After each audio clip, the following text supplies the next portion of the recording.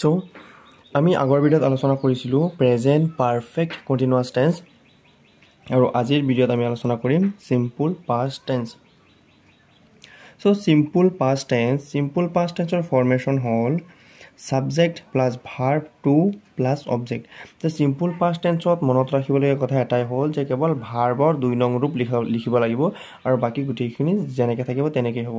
Subject লাগিলে third person থাকক, first person থাকক, ছেকেণ্ড পাৰ্চন থাকক, যিকোনো কথা নাই, মুঠতে মেইন ভাৰ্বৰ 2 নং ৰূপ লগাব লাগিব আৰু অবজেক্ট যেনেকৈ আছে তেনেকৈ লিখিব লাগিব। আৰু ৰুল হ'ল যে অতীত কালত কোনো এটা কাম সাধাৰণভাৱে কৰা বা হোৱা বুজালে সিম্পল পাষ্ট টেন্স ব্যৱহাৰ কৰা হয়। যে কোনো এটা কাম যদি অতীত কালত সাধাৰণভাৱে ঘটে তেন্তে সেই ক্ষেত্ৰত সিম্পল পাষ্ট টেন্স বা পাষ্ট ইনডিফিনিট টেন্স ব্যৱহাৰ কৰা হয়। এতিয়া নোটবুক কি হয়, যদি কোনো বাক্যত yesterday, last year, last month, last week, last night, last season, once, ago, it is time ইত্যাদি শব্দ থাকে তেন্তে সেই বাক্যটো সিম্পল পাষ্ট টেন্সত পৰে। অৰ্থাৎ যদি কোনো বাক্য বা সেন্টেন্সত মানে এইকেইটা শব্দৰ পৰা যিকোনো এটা শব্দ থাকে তেন্তে আমি বুজিব লাগিব যে সেই বাক্যটো সিম্পল পাষ্ট টেন্সত পৰিছে। মনত ৰাখিব লাগিব ইজিলি যে yesterday, last, তাৰপিছত once, ago, it is time আৰু লাষ্টৰ লগত যিকোনো বস্তু লাগি থাকিলে হ'ল। লাগিলে লাষ্ট নাইট থাকক, মন্থ থাকক, ইয়াৰ থাকক, উইক থাকক, ছিজন থাকক, মুঠতে লাষ্টৰ লগত যিকোনো এটা থাকিলেই হ'ল। বা লাষ্ট বা এগো, ইট ইজ টাইম, অনছ আৰু yesterday এইকেইটা শব্দ যদি থাকে তেন্তে সেই বাক্যটো সিম্পল পাষ্ট টেন্সত পৰিব। এতিয়া এক্সাম্পল যেনে প্ৰথমটো আছে কি যে your letter reached me yesterday, গতিকে yesterday থকাৰ কাৰণে এইটো সিম্পল পাষ্ট টেন্সত পৰিব আৰু সিম্পল পাষ্ট টেন্সত পৰিলে আমি কেৱল মাত্ৰ ভাৰ্বৰ 2 নং ৰূপ লিখিব লাগিব। গতিকে কি হ'ব, your letter reached 2 নম্বৰ ৰূপ হ'ল reached, your letter reached me yesterday।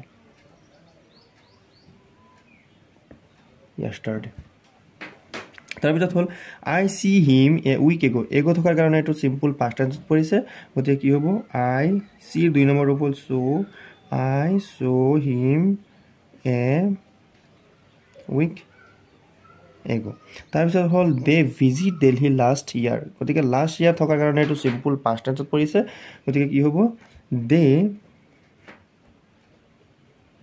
Visitor 2 number ৰূপ হ'ল ভিজিটেড, লাষ্টত ইডি লগাই দিলেই হ'ল। they visited Delhi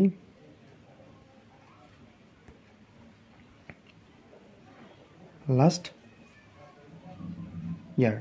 তাৰপিছত হ'ল it is time we go home, it is time থকাৰ কাৰণে কি হ'ল, এইটো সিম্পল পাষ্ট টেন্স পৰিছে। গতিকে কি লিখিব লাগিব, it is time we go 2 number ৰূপ হ'ল went, it is time we went to bed।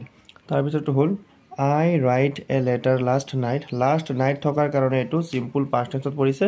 গতিকে কি লিখিব লাগিব, I write-ৰ 2 নম্বৰ ৰূপ হ'ল wrote, I wrote a letter last night। যে write-ৰ 2 নম্বৰ ৰূপ wrote, লাষ্ট নাইট থকাৰ কাৰণে সিম্পল পাষ্ট টেন্সত পৰিছে। গতিকে লিখিব লাগিব I wrote a letter last night।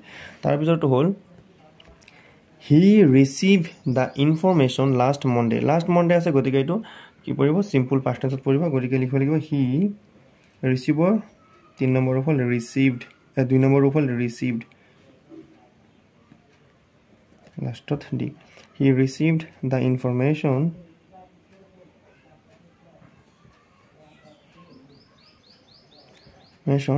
last Monday। তাৰপিছত হ'ল once upon a time there be a king, ইয়াত কি আছে, once আছে, গতিকে এইটো সিম্পল পাষ্ট টেন্সত পৰিব। কি লিখিব লাগিব, once upon a time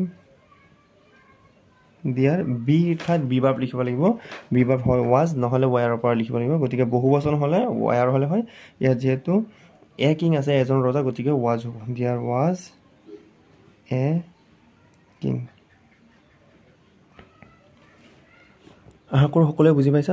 যদিহে বুজি পাইছা তেন্তে ভিডিঅ'টো লাইক কৰিবা, শ্বেয়াৰ কৰিবা আৰু এই ধৰণৰ ভিডিঅ' পাবলৈ চেনেলটো ছাবস্ক্ৰাইব কৰি পেলাই বেল নটিফিকেশ্যন অল কৰিবা। চ' আজিলৈকে এইখিনি, লগ পাম বেলেগ এটা ভিডিঅ'ত। চ' থেংক ইউ।